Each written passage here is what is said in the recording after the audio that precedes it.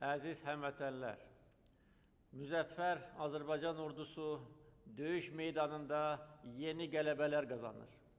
Bu qələbələr hər bir Azərbaycan vətəndaşını sevindirir.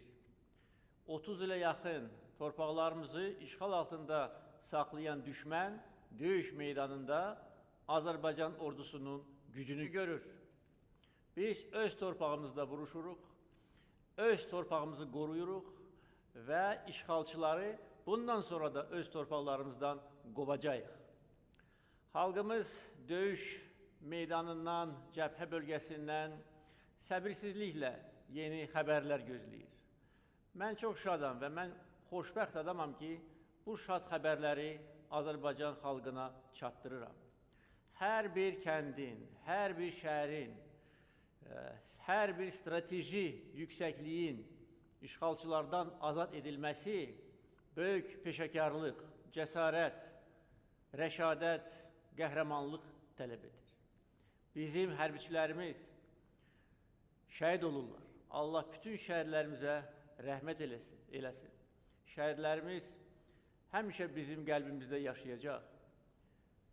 Bizim hərbiçilərimiz döyüş meydanında yaralanırlar. Allah bütün yaralı hərbiçilərimizə şəfa versin. Eyni zamanda mənfur düşmən bizim yaşayış məntəqələrimizi daima ateşə tutur. Hər gün cəbhə boyu şəhərlərimiz, kəndlərimiz mənfur düşmənin ateşinə məruz qalır. Ən çox bu namərd ateşə məruz qalan Tərtər rayonudur. Eyni zamanda Ağdam, Goranboy, Ağcabədi, Bərdə, digər şəhər və rayonlarımız düşmən tərəfindən ateşə tutulur. Gəncə şəhərinə namərd zərbələr nəticəsində dinc əhali həlak olur. Uşaqlar, qadınlar, qocalar, düşmən üçün bu fərqi yoxdur. Belə bir fərq onlar üçün mövcud deyil. Onlar döyüş meydanında məğlubiyyətə uğrayır, Azərbaycan ordusu qarşısında duruş gətirə bilmir və bizi durdurmaq üçün, bizə zərbə vurmaq üçün mülki əhaliyə qarşı cinayət törədir. Bütün dünyanın gözü qarşısında və bütün dünya görür ki, hansı mənfur, vəhşi düşməndən Azərbaycan öz doğma torpaqlarını azad edir. 30 il ərzində bizim torpaqlarımızda oturub bizə meydan oxumağa çalışırdı. 30 il ərzində bizim torpaqlarımızı istismar edirdi. Bizim təbii resurslarımızı istismar edirdi. Oğurluq, talançılıq bunların xislətidir. Dağıdılmış kəndlərin, şəhərlərin vəziyyətinə baxmaq kifayətdir ki, hər kəs görsün ki, bizim qarşımızda hansı vəhşilər dayanıb. Bir dənə də işğal edilmiş torpaqlarda, artıq azad edilmiş torpaqlarda salamat bina qalmayıb. Bütün binalar sökülüb, talan edilib, tarixi abidələrimiz, məscidlərimiz, qəbirlərimiz dağıdılıb, talan edilib, təhqir edilibdir. Və onlar hesab edirdilər ki, Azərbaycan xalqı bu vəziyyətlə barışacaq. Onlar hesab edirdilər ki, bu torpaqları əbədi işğal altında saxlayacaqlar. Bizim şəhərlərimizin adlarını dəyişdiriblər. Rayonlarımızın sərhədlərini dəyişdiriblər. Kəndlərimizin adlarını dəyişdiriblər. Bizim torpaqlarımızı erməniləşdirmək istəyiblər. Amma buna nail ola bilmədilər. Azərbaycan xalqının iradəsini qıra bilmədilər. Öz doğma, dədə-baba torpaqlarını görməyən, işğaldan sonra dünyaya göz açan hər bir Azərbaycanlı bir arzu ilə yaşayıb ki, doğma, dədə-baba torpaqlarına qayıtsın. Biz bunu Cocuq Mərcanlının timsalında gördük. İşğaldan sonra doğulmuş gənclər, onların hər biri Cocuq Mərcanlıya qayıtmaq arzusu ilə yaşayıb və qayıdıbdır. Və əminəm ki, bugün işğalçılardan azad edilmiş bütün torpaqlara Azərbaycan vətəndaşları qayıdacaqlar. O torpaqlarda yaşayacaqlar. Sülh, əmin-amanlıq şəraitində yenə də qurub yaradacaqlar. Necə ki, vaxtilə bütün bizim işğal edilmiş torpaqlarımızda Azərbaycan xalqının mədəni irsi yaradılıbdır. Amma mənfur düşmən bu irsi məhv etmək istəyirdi. Bizim məscidlərimizi dağıdırdı. Cocuq Mərcanlı kəndində Şuşa məscidinin bənzərini biz inşa edəndə və onun açılışında demişdim ki, məscidlərin binalarını onlar dağıda bilərlər. Amma bu məscidləri biz öz qəlbimizdə yaşadırıq və gün gələcək, bütün bizim dağıdılmış məscidlərimiz bərpa ediləcəkdir. Bütün şəhərlərimiz, kəndlərimiz bərpa ediləcəkdir. Biz böyük qayıdış astanasındayıq və Azərbaycan dövləti əlindən gələni edəcək ki, işğal edilmiş və azad edilmiş torpaqlara qayıdacaq Azərbaycan vətəndaşları rahat yaşasınlar, əmin-amanlıq şəraitində yaşasınlar və bu torpaqlarda həyat canlanacaqdır. Bizim məcburi köçkünlərimiz bütün bu illər ərzində bir arzu ilə yaşayıblar. Baxmayaraq ki, onların bir çoxları üçün gözəl şərait yaradılıb və bildiyiniz kimi təkcə bu il biz məcburi köçkünlər üçün 7000 mənzilin istifadə verilməsini nəzərdə tuturuq. 300 mindən çox məcburi köçkünə evlər, mənzillər verilibdir. Onlar bu qayğıya görə bizə minnətdardılar və mənim onlarla çoxsaylı görüşlərimdə bunu ifadə edirdilər. Ancaq eyni zamanda mən bilirdim və onlar mənə deyirlər ki, bizi qaytarın, öz torpağımıza qaytarın. Başa düşürdülər ki, bu çətin məsələdir. Başa düşürdülər ki, bunun üçün müəyyən geosiyasi şərtlər yetişməlidir. Mənə inanırdılar və mən onlara deyirdim ki, biz o torpaqlara qayıdacağıq. Mən deyirdim ki, mən bilirəm nəyi, nə vaxt və necə etmək lazımdır və xalq tərəfindən mənə verilən və göstərilən etimad imkan verdi ki, biz bu məsələni həll edək.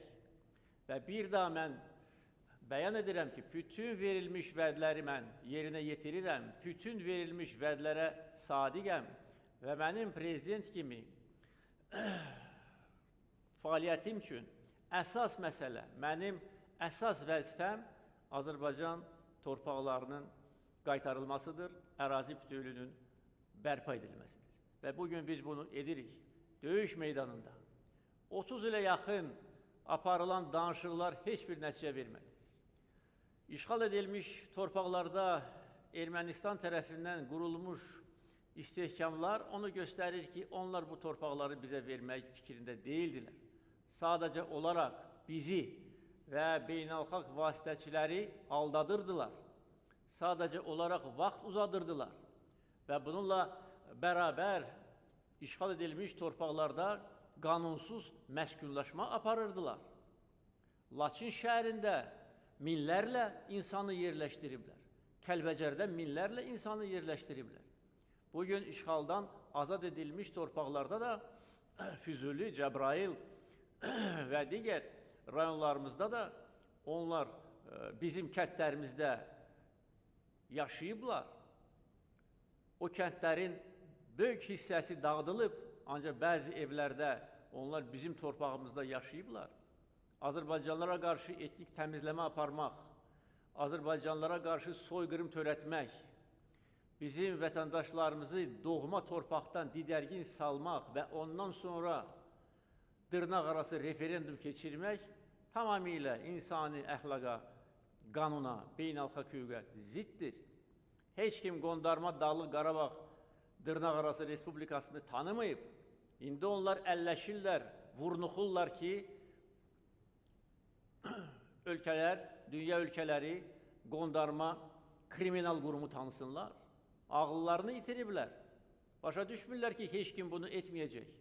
Başa düşmürlər ki, bunu edən hər bir ölkə artıq Azərbaycan üçün dost ölkə sayıla bilməz. Nəinki dost ölkə? Bu ölkə ilə biz bütün əlaqələri kəsəcəyik. Amma onlar ağlını itiriblər. Bugün çalışırlar ki, bu status quo-nu bərpa eləsinlər. Mən demişəm, status quo yoxdur. Status quo-nu biz məhv eləmişik və düz də eləmişik. 30 ilə yaxını gözləmişik. 10 il bundan əvvəl Minsk qrupunun həmsədrləri, onların prezidentləri səviyyəsində açıqlama verilmişdir ki, status quo qəbul edilməzdir. Biz də bunu dəstəklədik, biz bunu bəyəndik və bizdə böyük ümidlər yarandı. Ondan sonra danışıqlar masasında əldə edilmiş müəyyən tərəqqi bizim ümidlərimizi artırdı. Amma sən demə, mənfur düşmən sadəcə olaraq bizi və beynəlxalq aləmi aldadırdı. Bu, beynəlxalq vasitəçilərə hörmətsizlikdir. Və status quo-nu biz dəyişdirdik. Döyüş meydanında. Güc göstərərək. Mən bunu demişdim, bu toqquşmalardan əvvəl bir neçə dəfə demişdim ki, bugün əfsuslar olsun ki, beynəlxalq münasibətlərdə beynəlxalq hüquq işləmir. Əgər işləsəydi, BMT Təhlükəsizlik Şurasının 4 qətnaməsi çoxdan icra ediləcəkdir. 27 il biz gözləyirdik ki, bu qətnamələr icra edilsin. Onlar sadəcə olaraq kağızda qaldı. Nə üçün? Çünki siyasi iradə göstərilmədi. Bu qətnamələrin icra mexanizmi müəyyən edilmədi və mənfur düşman hesab etdi ki, bundan sonra da buna məhəl qoymaya bilər, bundan sonra da beynəlxalq hüququ əzə bilər, bundan sonra da bizim torpaqlarımızda istənilən çirkin əməllər törədə bilər. Biz onları məcbur etdik. Bizim yumruğumuz sadəcə olaraq düşmənin başını yaran yumruq deyil. Bizim yumruğumuz bizim birliyimizdir. Xalqımızın birliyi, məqsədyönlü fəaliyyət, beynəlxalq müstəvidə bizə sərf eləyən və ədaləti əks etdirən qərarların, qətnamələrin qəbul edilməsi. Mən görürdüm bəzi hallarda bu hadisələrə qədər Azərbaycan vətəndaşları, o cümlədən köçkünlər hesab edirdilər ki, belə diplomatik uğurlar əlbəttə ki, önəmlidir, ancaq onlar məsələnin həllini təmin etmir. Mən isə həmişə onlara izah edirdim ki, bu beynəlxalq qanun çərçivəsində həll olunası bir məsələdir və buna görə biz bütün aparıcı beynəlxalq təşkilatlarla işləməliyik ki, bu münaqişənin həlli üçün hüquqi bazanı genişləndirək. BMT Təhlükəsizlik Şurasının qətnamələri işləmirdi. Biz böyük səylər göstərdik. BMT Baş Assambleyası qətnamə qəbul etdi.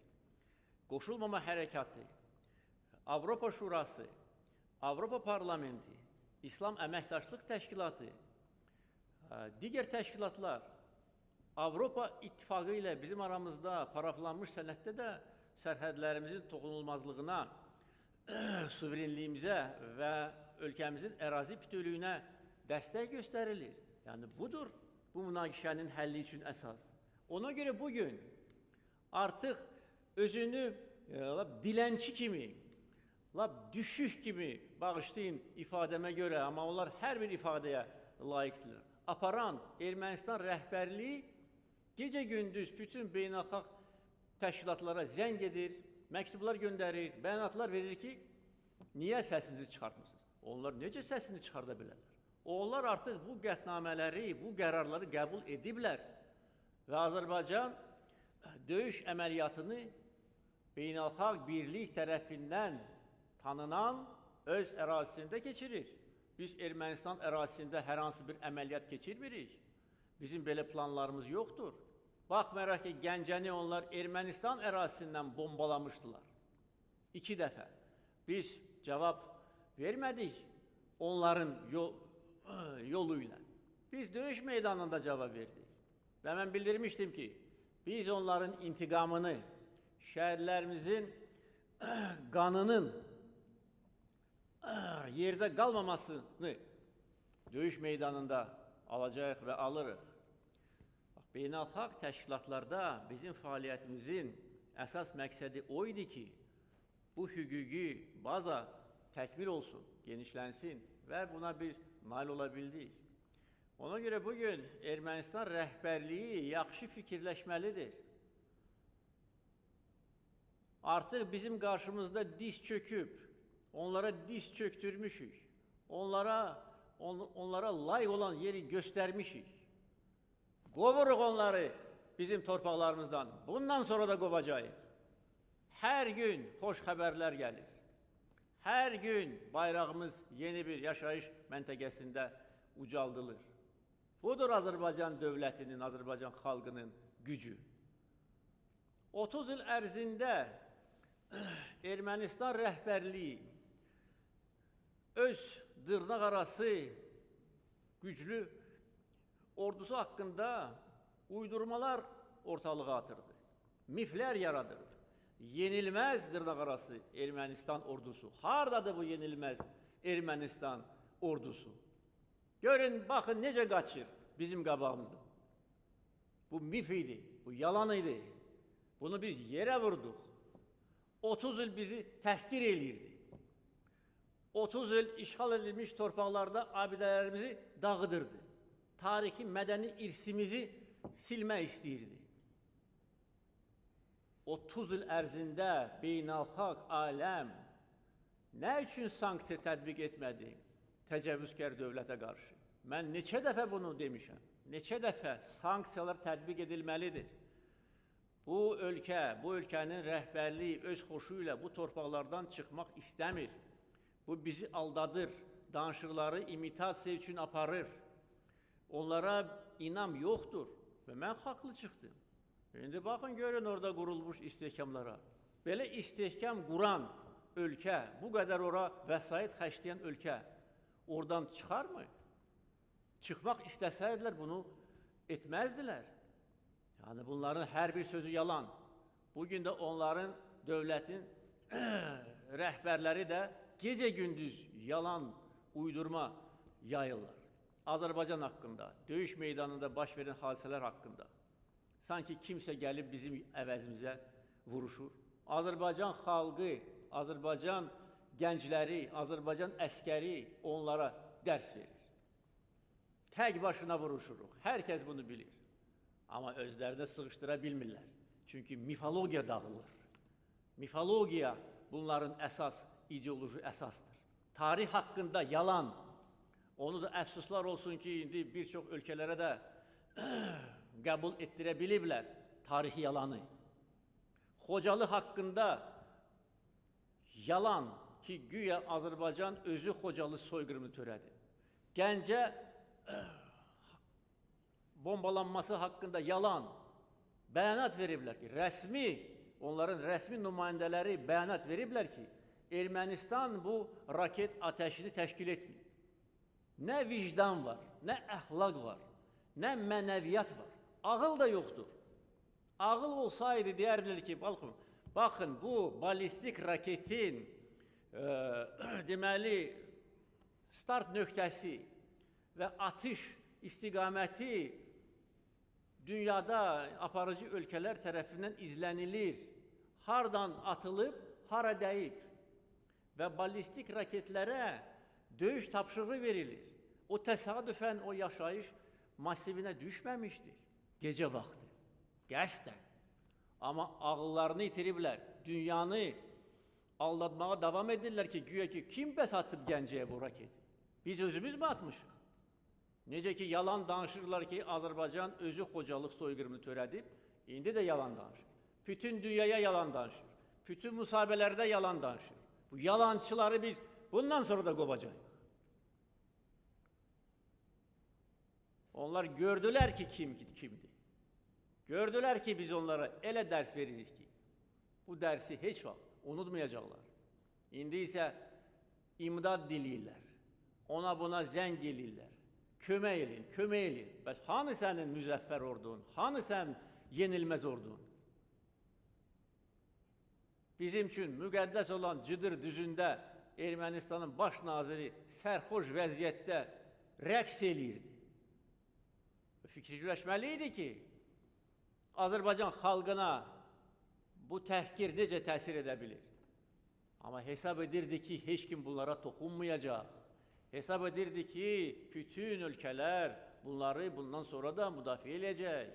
Dünya erməniliyi, erməni lobbiləri, ondan sonra bəzi onların dost ölkələri ona görə azğınlaşmışlar, ona görə qudurmuşlar. Yerini göstərdi onlara. Başından elə zərbə vurduq ki, çətin ki, ayılsınlar. Onların ordusunun texnikasını demək olar ki, məhv eləmişik. Qaçırlar. Hələ qaçacaqlar. Bir sözlə, döyüş meydanında bizim üstünlüyümüz artıq heç kimə sir deyil. Biz haqq yolundayıq. Bizim işimiz haqq işidir. Biz öz torpağımızda vuruşuruq, şəhidlər veririk, öz ərazi bütövlüyümüzü bərpa edirik. Və bundan sonra da bu addımlar atılacaq. Ermənistan nə qədər ki, elə gec deyil, bəyanat verməlidir ki, işğal edilmiş torpaqlardan çıxıram. Ondan sonra döyüşlər dayana bilər. Mən hər dəfə xalqıma müraciət edərkən xoş xəbərlər çatdırıram. Eyni zamanda demək olar ki, hər gün öz Twitter hesabımda, Twitter vasitəsilə yeni işğaldan azad edilmiş kəndlərin, şəhərlərin adlarını çəkirəm. Mən bilirəm ki, Azərbaycan xalqı bu xəbərləri hər gün gözləyir. Hər gün. Hər gün, hər saat ki, nə vaxt bu xəbər olacaq, nə vaxt bu xəbər çıxacaq. Amma istəyirəm ki, əziz xalqım bilsin ki, hər kəndin götürülməsi, hər yüksəkliyin götürülməsi böyük rəşadət tələb edir. Çünki təkcə orada qurulmuş istehkamlar deyil, eyni zamanda azad edilmiş torpaqların təbii relyefi də ermənilər üçün daha sərfəlidir. Çünki biz indi həm onların istehkamlarına qarşı, onların toplarına, onların raketlərinə qarşı, eyni zamanda təbii, necə deyərlər, relyefə qarşı vuruşmalıyıq və qarış-qarış torpaqlarımızı işğalçılardan azad edirik. Çox çətin məsələdir. Gün gələcək, bu haqda geniş məlumat veriləcəkdir. Əminəm ki, Azərbaycan xalqı yaxşı başa düşür ki, bugün nəyi demək mümkündürsə, onu deyirik. Çünki döyüşlər gedir və biz istəyirik ki, tezliklə bu döyüşlər başa çatsın, tezliklə ərazi bütövlüyümüz bərpa edilsin. Ona görə Azərbaycan ictimaiyyətinə verilən məlumat hesab edirəm ki, və məlumatın həcmi tam kifayətdir. Bugün ənənəyə, gözəl ənənəyə sadiq qalaraq Azərbaycan xalqına yeni bilgilər vermək istərdim.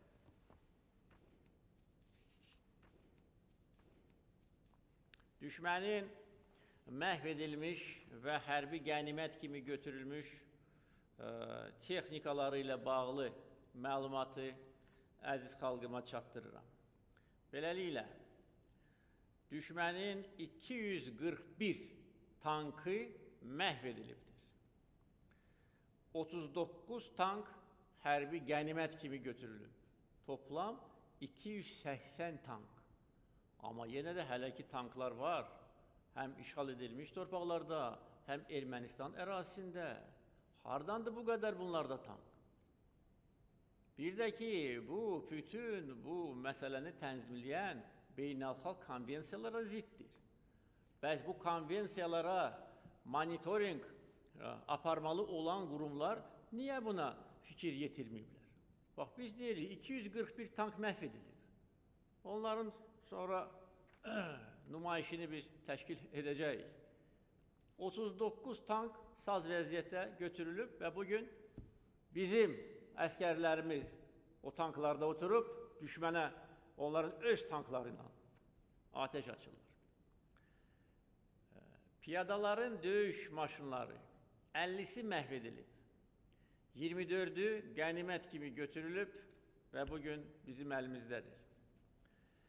Özü yeriyən artilleriya qurğuları 17'si məhv edilib.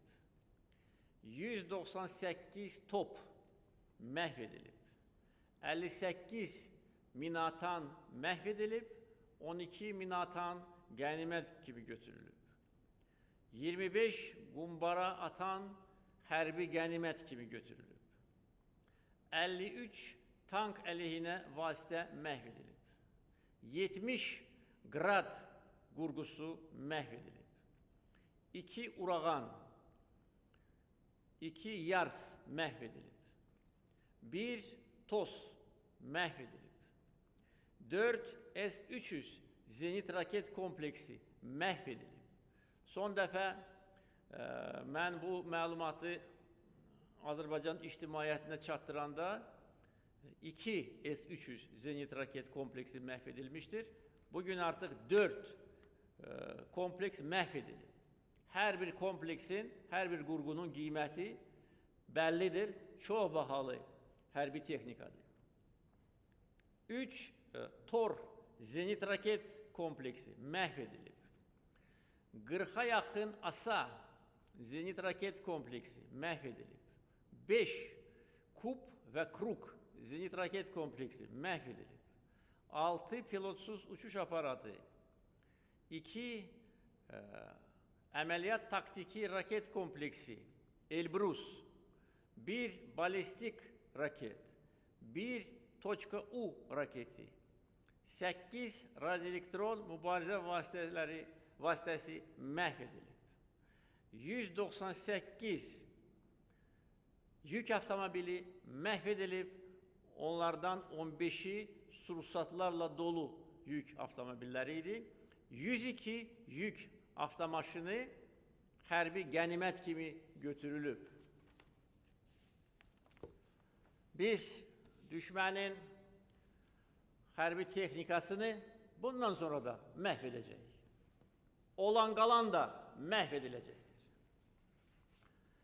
İndi isə əziz xalqımın səbirsizliklə gözlədiyi bizim yaşayış məntəqələrinin azad edilməsi haqqında məlumatı böyük qürur hissi ilə çatdırıram. Füzuli rayonu azad edilmiş kəndlərin adları: 4 Çinar, Kürdlər, Yuxarı Əbdürrəhmanlı, Qarğabazar, Aşağı Veysəlli, Yuxarı Aybasanlı, Cəbrayıl rayonu kəndlər azad edilib. Sarafşa, Həsən Qaydı, Füğanlı, İmambağı, Daş Veysəlli, Ağtəpə, Yar Əhmədli,